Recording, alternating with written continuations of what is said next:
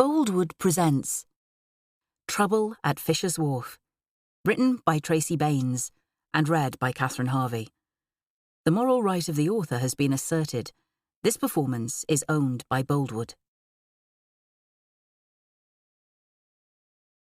Great Grimsby, August 1914.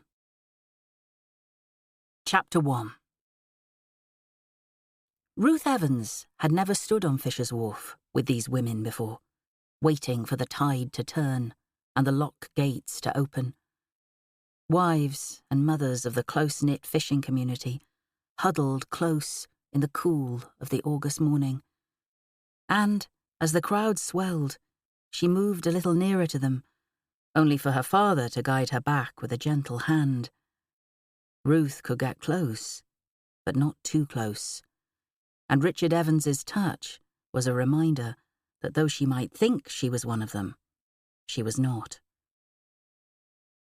A few weeks ago, she might have agreed with him, but not today. Today he was wrong. War had made them equal, and as they waited for the trawlers to enter, her thoughts were only of her brother Henry's safe return. The Kaiser had ignored Belgium's neutrality in its quest to conquer France, just as the women in front of her had ignored the notices printed in the local newspapers. On the 4th of August, Great Britain had declared war against Germany, and the Royal Dock and fish docks had been closed to the public, allowing entry only to those on business between the hours of 9 and 5. But this was their men, and this was their business, and woe betide any jumped-up official who had tried to turn them back. These women were an army.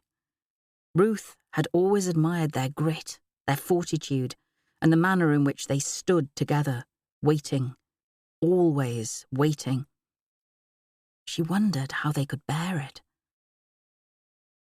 Grimsby was home to the largest fishing fleet in the world, and the people of the town prided themselves on its success, working hard to keep it so. Families had travelled from Suffolk, Norfolk, and elsewhere to make their fortunes.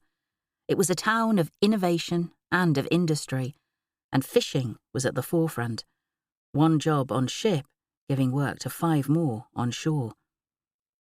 Many of the Grimsby trawlers had been in the far reaches of the White Sea off the Russian coast, and had hauled their nets and headed for home when word of war had finally reached them. Not all had been so fortunate. News had already come that trawlers were missing. The German ship, König and Louise, had been seen laying mines in the North Sea, and HMS Amphion had given chase, successfully sinking the ship and rescuing any survivors. But it too had fallen foul of a mine and sank within 15 minutes, with the loss of over 130 men. It could only be assumed that the trawlers had met the same fate.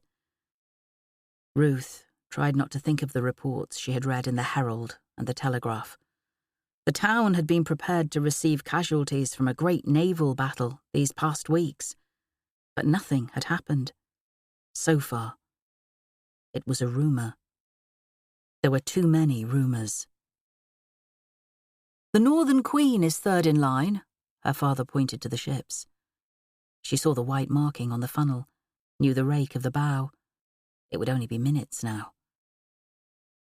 As river and dock reached its equilibrium to allow them entry, the lock gates parted, and as the ship began to ease forward, the women craned their necks in search of a beloved face among the men who stood against the ship's rail, though it was difficult to make out who was who with any certainty from such a distance. Seagulls soared above, screeching and crying out, their voices mingling with those of the men who shouted instructions as they threw ropes and secured them. Row upon row of ships, steam and sail, were as tightly packed in the dock as the women were on the wharf, and shawls and jackets were adjusted as the sun rose higher, warming the air and dispersing the early morning mist. The trawlers were still a fair distance from the wharf, there being no room for more. Latecomers would have to wait it out in the river, or try Hull or Immingham further down the Humber. The fishing fleet had been recalled by the government, ships confined to dock, while trawler owners and insurance companies thrashed out the finer details of who would be responsible for the insurance premiums if the Admiralty requisitioned a trawler. 156 trawlers from ports around the British Isles had been converted to minesweepers, and, as ships were lost, more would be taken. Would there be anyone left to fish? Men or ships?